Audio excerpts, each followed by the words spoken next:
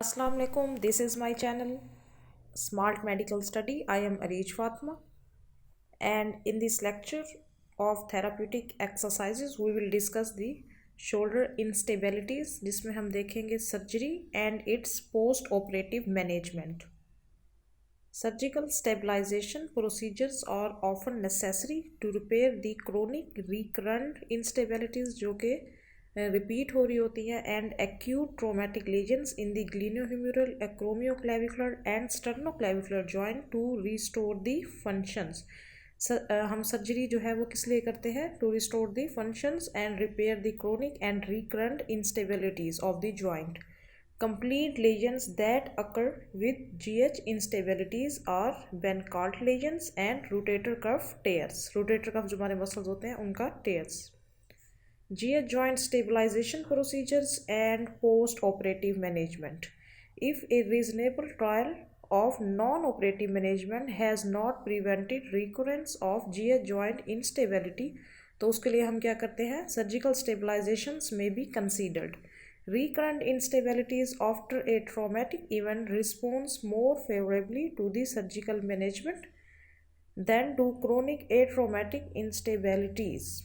Young active patients जो होते हैं who have sustained an acute traumatic anterior dislocation for first time, अगर उन्हें first time है anterior dislocation में elect undergo surgery, तो उसके लिए हम सर्जरी करते हैं without a prior course of rehabilitation because there is particularly high rate of recurrence, क्योंकि young patients में recurrence का रेट ज़्यादा होता है क्योंकि वो ज़्यादा यूज़ करते हैं, उनकी डेली एक्टिविटीज़ जो है वो उसमें यूज़ ज़्यादा होता है। In this group recurrence of dislocation in this group after non-operative management. Indications क्या हो सकती हैं हमारे पास सर्जरी की?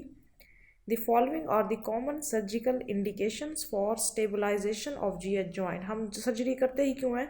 स्टेबलाइजेशन के लिए। Recurrent episodes, अगर जो है बार बार डिस्लोकेशन हो रही है of the GH dislocation or subluxation that impair functional activity, तो हमारी functional activities उससे क्या हो रही होंगी? इम्पेयर हो रही होंगी, मतलब कि मुतासिर हो रही होंगी। यूनिडायरेक्शन अगर वन डायरेक्शन में है और the multi directional instabilities during active shoulder movements that cause apprehension about placing the arm in position of potential dislocation leading to compromised use of the arm for functional activities, तो हमारी activities क्या हो रही होंगी? compromised हो रही होंगी। instability related impingement of the shoulder, significant inherent joint laxity resulting in the recurrence in voluntary dislocation, high probability of subsequent episodes of recurrence of a dislocation after acute traumatic dislocation in the young patients involved in high risk work related or sports activities. अगर dislocation हो रही है associated with the significant cuff tears or displaced tuberosity और glenoid rim fracture, इसमें क्या होगा? Fix dislocation irreducible fix dislocation failure, अगर वो फेल हो चुका है to resolve the instabilities and restore function with the non operative management. तो ये सब हमारे पास क्या है? इंडिकेशंस हैं जो कि सर्जरी के लिए हैं। अगर डिसलोकेशन हो रही है या जो है वो सब्सिक्वेंट एपिसोड ऑफ डिसलोकेशन है, रिकरेंस ऑफ द डिसलोकेशन है और फिक्स डिसलोकेशन है, वो अगर फेल हो चुकी है तो इन सब कंडीशंस में हम क्या करेंगे? सर्जरी की तरफ जाएंगे। इसके लिए नेक्स्ट हमारे पास है प्रोसीजर क्या होगा इसके लिए? Procedure design to improve the stability and prevent recurrent instability of the GH joint must balance stabilization of the joint with retention of near normal functional mobility. Stabilization procedure which may include the anterior, posterior or inferior portion of the capsule, ये हम किस तरह perform करते हैं? और perform either arthroscopic और open approach depending upon the type of the lesion, depend करता है किस टाइप का लेजन है and the type of the procedure selected by the surgeon, और कौन सा टाइप का प्रोसीजर सर्जन सेलेक्ट करते हैं इस पे डिपेंड करता है। अगर open stabilization procedures are highly successful and have been considered the standard for the years. However, with advance in the arthroscopic techniques and the method of tissue fixation, the use and success of arthroscopic stabilization procedure is the more common. तो ये procedure क्या है, most successful है. Next जो है वो हमारे पास है बेनकार्ड repair. This repair involves an open or arthroscopic repair of Benkard lesion, which is the detachment of the capsulolabral complex from the anterior rim of the glenoid, commonly associated with the traumatic anterior dislocation. During the repair, इस repair में क्या होगा, an anterior capsulolabral reconstruction is performed to reattach the labrum ताकि उसे हम दोबारा attach कर सकें to the surface of the glenoid rim. With an open repair, the humeral insertion of the subscapularis is the detached or split. उसको वहाँ से cut करेंगे longitudinally for access to the lesion and the capsule. Occasionally, access is achieved through the rotator cuff interval, which allow the subscapularis to remain the intact. इसमें हम subscapularis को intact ही रहने देंगे. If this subscapularis is detach, it is repaired after the labrum has been reattach. जब labrum रीअटैच होएगा उसके बाद हम उसको अगर हमने सबस्कैपुलरिस को डिटैच करना है तो ये रिपेयर कब होगा, after the labrum reattach. With an arthroscopic approach, अगर हम आर्थोस्कोपिक अप्रोच की बात करें, multiple portal sites are used. इसके लिए हम बहुत सारी चीज़ें यूज़ कर सकते हैं. And the subscapularis is not disturb, और सबस्कैपुलरिस को डिस्टर्ब किए बगैर.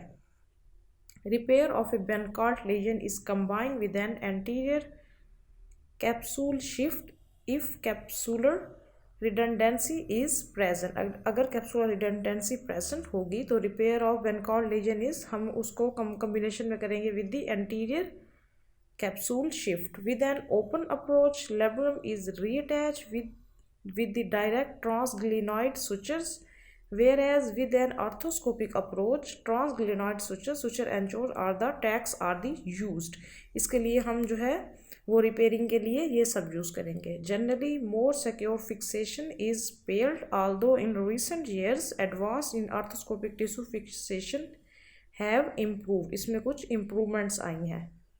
कैप्सुलोग्राफी क्या होता है, capsular shift which can be perform using either an open or arthroscopic approach, involve tightening the capsule to reduce capsular redundancy and overall capsular volume by. इसमें हम क्या करेंगे, कट्स लगाते हैं कैप्सूल पे, overlapping in a pants and the vest manner imbrication जिसको हम कहते हैं, and then securing the legs or over stretch portion of the capsule. जो उसका ओवर स्ट्रेच पोर्शन जो कि वहाँ पे कॉम्प्लिकेशंस काज कर रहा होता है, वहाँ हम क्या करेंगे, इंसिजन्स करेंगे और ओवरऑल जो कैप्सूल वॉल्यूम है वो रिड्यूस हो जाएगा. With direct suture and chose tacks are the steps के जरिए. A capsular shift procedure is tailored to the direction of instability that may be the anterior, inferior, posterior or multidirectional भी हो सकती है. For example, if a patient has recurrent anterior inferior multidirectional instability है अगर एक patient को, and anterior or inferior capsular shift वो हम परफॉर्म करेंगे in which the portion of the capsule is inside Titan और इम्ब्रिकेशन एंड सुचर. तो वहाँ पे हम क्या करेंगे, इंसिजन्स करेंगे. Most capsular shift procedures are perform to reduce anterior instability. Mostly जो है वो एंटीरियर इंस्टेबिलिटीज़ के लिए हम कैप्सूलर शिफ्ट प्रोसीजर परफॉर्म करते हैं. इलेक्ट्रोथर्मली असिस्टेड कैप्सुलोग्राफी होगा, ETAC भी सो कहते हैं. Involve and arthroscopic approach that uses thermal energy. इसमें हम थर्मल एनर्जी को यूज़ करते हैं to shrink and tighten loose capsuloligamentous structures, ताकि हम जो टाइट है कैप्सूलो लिगामेंटस स्ट्रक्चर उनको हम लूज कर सकें और वहाँ पे जो टाइटनेस है उसको रिड्यूस कर सकें. The procedure are refer to as thermal assisted capsular shift और थर्मो कैप्सूलो श्रिंकेज, इसको ये भी कहते हैं. Can be used along but more often is used in conjunction with the other arthroscopic procedure. Along भी अकेले मतलब सिर्फ एक प्रोसीजर भी यूज़ कर सकते हैं और इन कम्बिनेशन भी यूज़ कर सकते हैं, such as the repair of the glenoid tear, capsular shift, debridement of partial rotator cuff tear और subacromial decompression.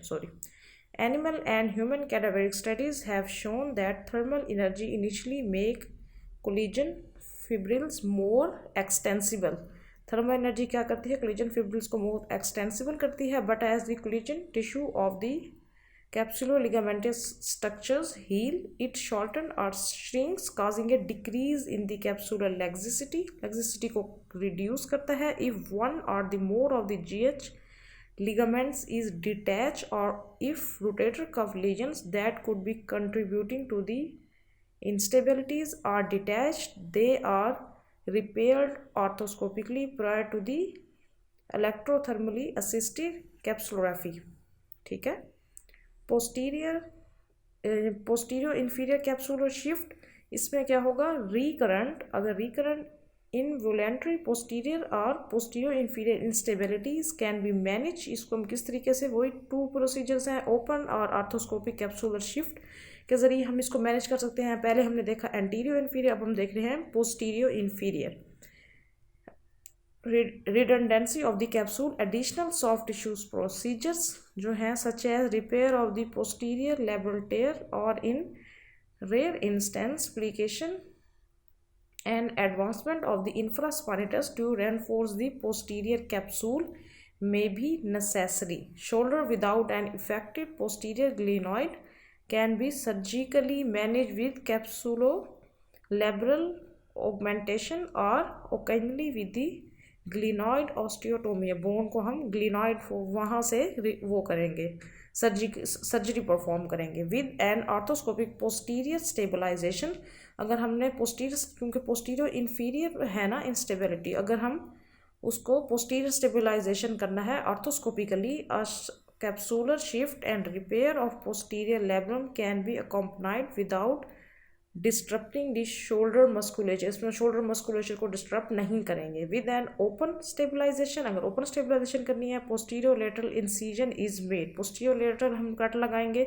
The deltoid is the split, deltoid को स्प्लिट करेंगे. Infraspinatus teeth is minor and the posterior capsule is the incised. In some incidences, कुछ incidences में of traumatic multi directional instabilities, anterior capsulography is used to indirectly increase the tension of the posterior capsule. जब हम anterior कैप्सुलोग्राफी करेंगे तो उसमें क्या होगा, posteriorly जो कैप्सूल है उस पर टेंशन इंक्रीज हो जाएगी. Next, repair of the slap lesion. Slap lesion के लिए क्या करेंगे, tear of the superior labral is classified as slap lesion, superior labrum extending anterior to the posterior. Some slap lesions are associated with the tear of proximal attachment. कुछ slap lesions के जो slap lesions होते हैं उनमें वो associated होते हैं with the tear of the proximal attachment of the long head of the biceps tendon and the recurrent anterior instability of the GH joint. ये इन 2 वजह से होते हैं. बाइसेप टेंडन जो है वो proximal attachment की टेयर से, and the recurrent anterior instabilities, अगर बार बार एंटीरियर इंस्टेबिलिटीज हो रही है. And arthroscopic repair involve debridement of the torn portion of the superior labrum, abrasion of the bony surface of the glenoid, superior glenoid, and reattachment of the labrum and the bicep tendon with the tracts or the suture ancho. bicep tendon को कैसे करेंगे हम, sutures के जरिए. Concomitant anterior stabilization is perform if instability, अगर instability present है तो हम एंटीरियर स्टेबलाइजेशन परफॉर्म करेंगे. ये सब इसके क्या थे, प्रोसीजर्स थे एंटीरियो इन्फीरियर के लिए एंड पोस्टीरियो इन्फीरियर के लिए. नेक्स्ट जो है वो है पोस्ट ऑपरेटिव मैनेजमेंट. अब ऑपरेशन के बाद, सर्जरी के बाद पोस्ट ऑपरेटिव मैनेजमेंट क्या होगी, जनरल कंसिडरेशंस हैं कुछ, as with rehabilitation after rotator cuff repair, guidelines for the post operative management after GH joint surgical stabilization is based on many factors. और वो फैक्टर्स कौन कौन से हैं, this factors all of which can influence the composition and progression of post operative program. Additional factors that affect rehabilitation after GH stabilization and rotator cuff repair, such as philosophy and the training of the surgeon and the number of the patient related variables. Patient पे depend करता है उसकी general health पे, medications पे, pre injury functional status, injury से पहले patient का functional status क्या था, पोस्ट ऑपरेटिव गोल्स क्या है, education and the complaints have been address previously. ये चीज़ें हम सबसे पहले ही देख लेंगे. The content in this section identify general principles of the management. इसको हम 3 broad phases of post operative rehabilitation में क्लासीफाई करते हैं after variety of GH joint surgical stabilization and reconstruction procedures regardless of the type of the instabilities, associated pathology or the type of surgical stabilization. Post-operative जो rehabilitation program है must be based on finding of a comprehensive examination and individualized to meet the unique need of the patient. Patient की need को fulfil करना ज़रूरी है कि उसका functional status क्या था, उसी के लिहाज से उसकी नीड्स होंगी जो कि फुलफिल करनी होंगी. Focus of post operative rehabilitation program is restore. Physiotherapist का काम होता है रिस्टोर करना pain free shoulder mobility and the musculature strength and the endurance, particularly the dynamic joint, जो कि हमारा जो भी जॉइंट है उनकी muscular strength and the endurance और फंक्शंस को रिस्टोर करना.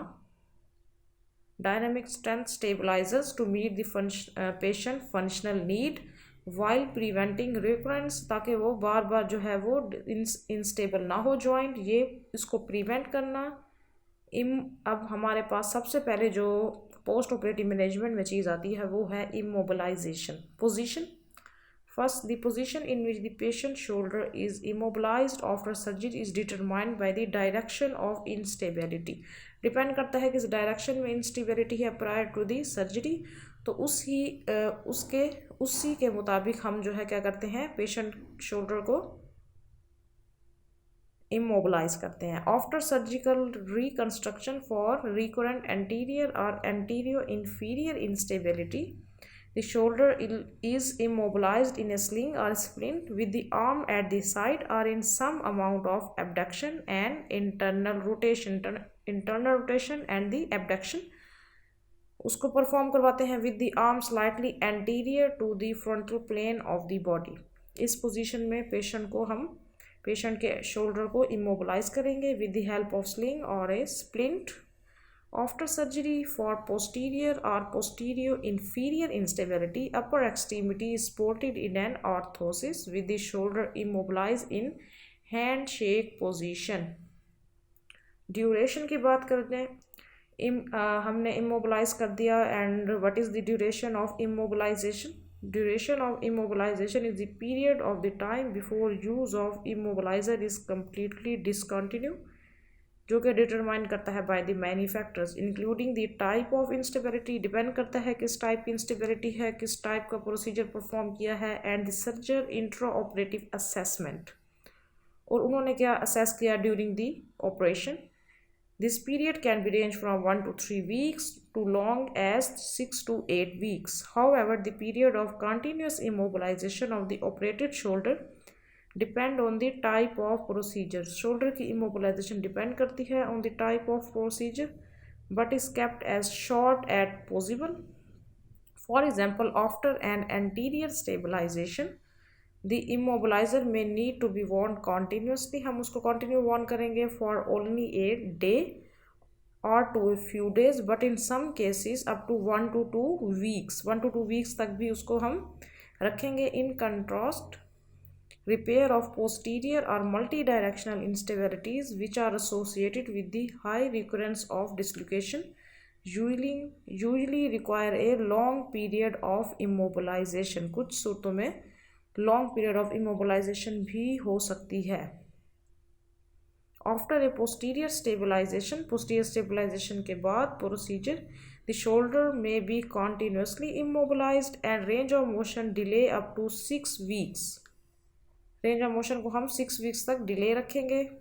Time frames for immobilization also vary based on the many factors that influence all aspect of the post operative rehabilitation, जिसमें क्या है, for example, duration of immobilization is usually shorter for elderly patient. जो old age के patient होते हैं उनमें duration of immobilization shorter होगा than for a young patient, because the elderly patient are more likely to develop post operative shoulder stiffness. उनमें stiffness भी ज़्यादा होती है than the young patient. In contrast, patient with generalized hypermobility और younger patient अगर हैं, या patient जिनमें hypermobility है, involve in high demand activities require a long period of immobilization, जो कि वो patient जो कि high demand activities करते हैं यंगर पेशेंट या और हाइपर मोबिलिटी है जिनमें उनमें लॉन्ग पीरियड ऑफ इमोबिलाइजेशन की ज़रूरत होती है to reduce the risk of redislocation, ताकि रीडिस्लोकेशन का रिस्क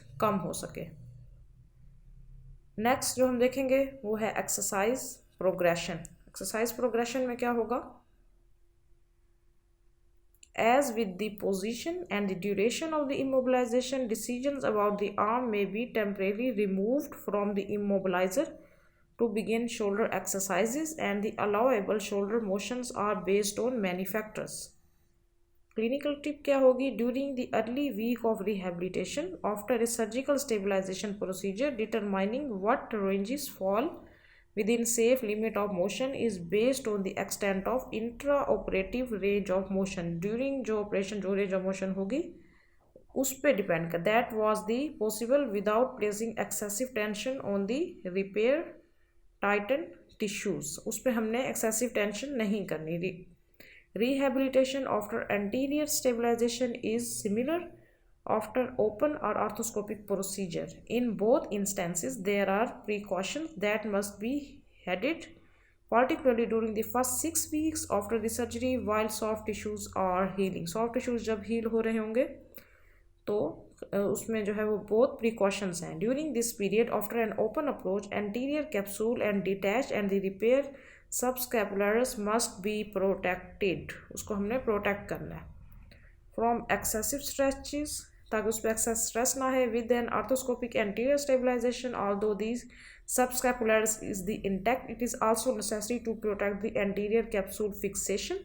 Anterior capsule fixation को आपने क्या करना है, protect करना है during the initial phase of rehabilitation, because soft tissue fixation may not be as secure as the fixation used in the open approach. Next, inshallah, we will discuss the maximum protection phase. And this is the end of my lecture. I definitely sure that you enjoy this video. Thank you.